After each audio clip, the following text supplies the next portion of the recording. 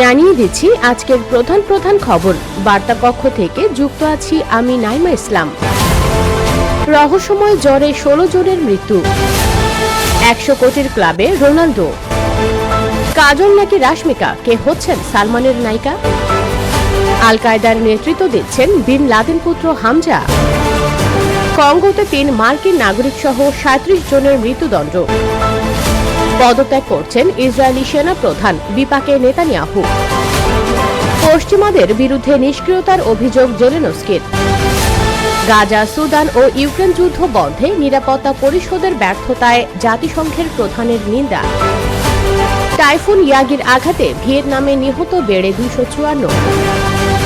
রাশিয়ার রাষ্ট্রীয় গণমাধ্যমের ওপর যুক্তরাষ্ট্রের নিষেধাজ্ঞা। কোমোরোসের প্রেসিডেন্ট ছুরিকাঘাতে আহত। বিস্তারিত জানতে ভিজিট করুন usbengal.com।